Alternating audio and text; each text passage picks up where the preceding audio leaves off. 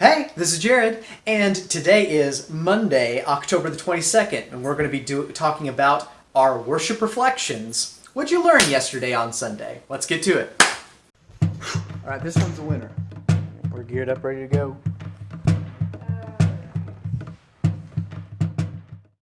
Okay, so happy Vlogtober, everybody. It's crazy to think we're 3 weeks in, is that right? We're almost at the end of this thing. Next week is the last week that I'll be doing this. And so really what I'd like, I gotta put those dogs up. So we're almost done with Vlogtober, and I really do appreciate all of you who have been following this the whole time. It's been a lot of fun for me, but it's crazy to think that we are at the 3-week mark. 3 week? Has it been 4 weeks? I honestly can't remember. Oops. But at any rate, it's crazy to me to think how far we've come, how many videos I've been able to put out over this 31-day period, and the response has just been phenomenal. Like, I really appreciate all of the comments, all of the views, all of the engagement. Specifically, some of the new folks who have just kind of found the stuff through this October season. And so I just really do appreciate everyone who's tuned in, and I just can't say thank you enough, and I really do appreciate all of that. What I'd like to do in November, December through 2018 is to hold on to some of these segments that I've started, and I just want to know which one of those I need to. So if you've got some time, maybe on this video, maybe on one of the following videos, think about it for this week and for next week, and then comment at some point, maybe in the comments below here, what your favorite new segment has been. So beyond what I usually do, which is how-to on music and hymn history videos, what's your favorite new segment that I've introduced here in Vlogtober? And maybe I can add it to the lineup, and instead of doing weekly videos, maybe I can do, twice a week or 3 times a week. I just don't, it's not sustainable to go once a day anymore, but it's been fun for Vlogtober. So I really appreciate all of the support, and let's get to it. These are worship reflections. These are my reflections from worship on Sunday. And as I said last week, the goal here is at least my goal, and I hope that you guys engaged with this process as well, was to go into worship yesterday with a clear focus on coming away with one thing. So I did that. I engaged with the process, and I hope that many of you have as well. And if you've got something, a quote or whatever, jump down in the comments and, and tell me, hey, I did this thing, and here's what I came away with. Here was the quote, or here was the idea that I came away with yesterday. Love to engage with you on that level in that conversation. But for me, my main takeaway I actually took away 2 things, which is crazy because I went in with a focus, but I ended up coming away with 2. One was a quote and one was a paraphrase. The first thing that I kind of came away with is this quote. In order to be 100% man, Jesus had to give up some aspects of his heavenly being. Now, this is an interesting concept that was explored. We were rolling through Matthew 15, I think. I don't have my notes in front of me on that, on that in particular. But we were going through the passage where Jesus is focused. He's goal-oriented. John the Baptist, it was just announced to him, or it was conveyed to him that John the Baptist was just beheaded. He was just killed. And so he's in a grieving process. At the same time, he has a mission. He thinks that he knows his Father's will, and he doesn't need to be distracted. So he's on a mission here in Matthew 15, when he is interrupted by a woman who begs him for his help. Her and her daughter are in a situation, and she knows that Jesus is the answer.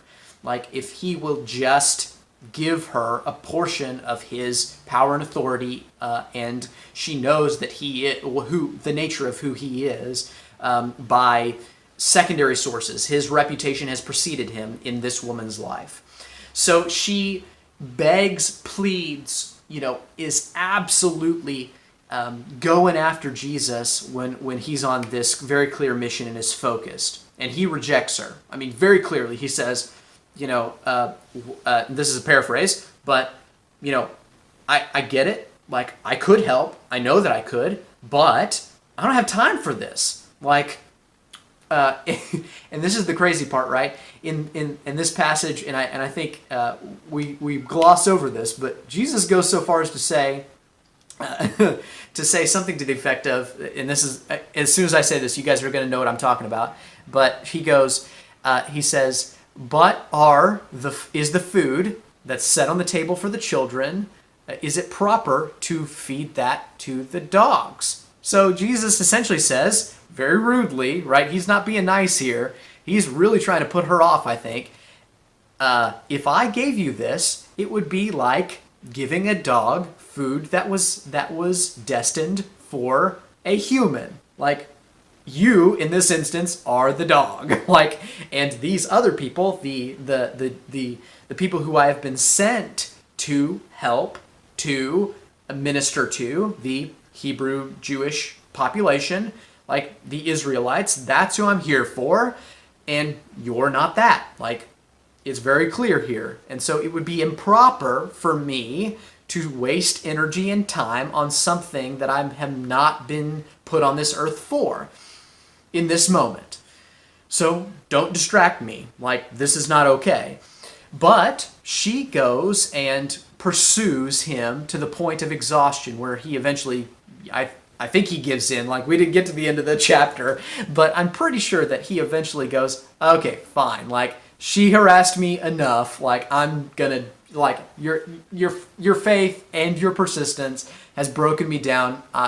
Bravo to you. It was probably a teaching moment for the disciples also, but the main takeaway, at least in the sermon, was that it's interesting how Jesus doesn't immediately clue in to what God is doing, the Father, in this moment. That in order to be 100% man, God had to first give up something of his godly being.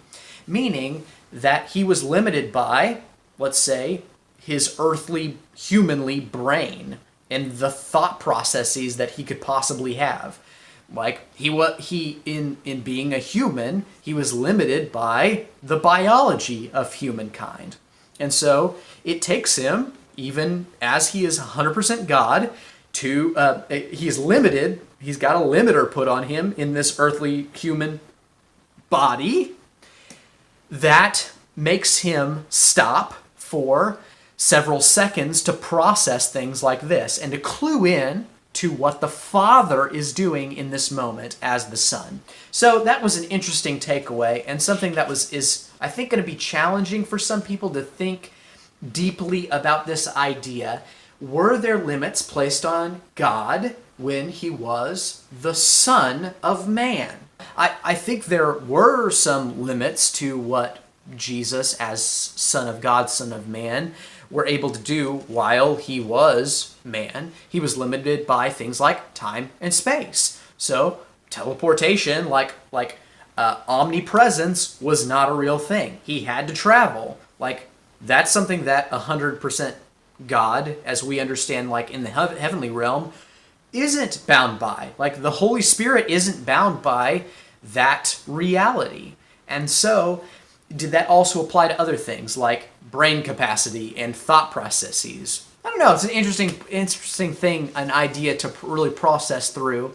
And it doesn't, I don't think it's testing my faith, but it's testing some of these passages where I go, oh, okay, it just took him a second. Like, he is 100% in the will of the Father, but it just takes him a couple seconds to go to recognize the opportunity. And so, for me, that's heartening, because I go, oh, okay, I'm limited by this earthly body that I have and this earthly brain to understand only a portion of what God is doing. And if it takes me a month or a year, like looking at a passage like this and going, oh, even Jesus, 100% God, was limited by the same things I am. And so maybe I shouldn't be so hard on myself when it takes me a month to realize what my purpose is in what God's doing in my life today. So that was something interesting. That was the first thing I came away with, 10 minutes later. The second thing I came away with was this paraphrase, and it was another statistic. So the first one was, in order to be 100% man, Jesus had to give up, So it was percentage. Here's another percentage for you. It was just funny. It was a percentage-heavy Sunday, I guess. But here's a couple statistics that Pastor gave to us, and it was only 2% of churchgoers invite anyone to church, while 80% of non-churchgoers, when surveyed, said they would go if someone had just asked. So what does that mean for us? It means, that was a really challenging idea. It means that almost none of us will invite people who are important outside of church to the place that we hold in high importance. We give up, especially servant leaders and lay leaders, we give up our time, energy, emotions, talents, abilities to the church, and financial, ability. We give to the church and we hold it in high importance, but somehow for 98% of us, though that importance isn't enough to say something about it to other people and to invite them to the place that we think is of the utmost importance. And that is just crazy to me. And I had to think really long and hard about this. And I think I am 50-50 on this. Like, I invite people to church, but not very many people, right? I invite non-churchgoers to church for very specific purposes. It doesn't just come up in conversations like I think it should. It's very convicting. Like, I feel very convicted that it needs to come up. And so this week, I'm going to make it a priority that in 98% of the conversations that I have this week, I'm going to actively invite people who don't go to church or don't go to my church, that I don't know if they're going to church on Sunday. I'm going to make a commitment to you right now. I'm inviting them, and we'll just see what happens. And so I'm just going to do it as a case study, and let's see what happens. Maybe I'll report back next week on next Sunday's worship reflections, and I'll let you know a progress report about the findings there. We'll see how it goes. But at any rate, that was staggering that 80%, 8 out of 10 people that you ask, if you even tried, would say yes, if asked. So I'm going to try the case study. I'm going to do it. I'm going to be part of that 2% this week, and I'm going to ask people, and we'll see if it bears fruit. And I just have a funny feeling that just doing something like this is going to bear tremendous fruit. So I encourage you to do the same. If you want to be one of the 2%, you want to be one of the elite of the church-going population who takes the time, who has the mental fortitude, and is not afraid to be uncomfortable by the no, there you have it. My encouragement to you is to go out and invite somebody to church next Sunday, this week, for next Sunday, and just see. Maybe invite 2 or 3 people and see if this 80% rule holds up. Did everyone say yes? Did everyone say no? And then you can put it on me, like a guy that you know, who you hear from, that you think has an interesting idea, asked me to do this. So, would you go to church with me on Sunday? I'm just asking, no commitment necessary, but will you do it? I would love to see you there. And I'll take the heat. I'll be the scapegoat. And then if they say no, well, then you can say, it was just a silly thing anyway. No big deal. I thought this guy was crazy anyway. That's fine. I'll take the heat for it. But anyway, I hope that you go this week empowered by the knowledge that God does call us to more than inaction. That he calls us to do something with our lives and to encourage others to acknowledge, accept the good news of Jesus Christ. And what better way to share the gospel than simply to allow the gospel to share itself in a place like church, where people can get loved on and feel in fellowship with one another. So go in the peace of Christ. Go in peace. Bye.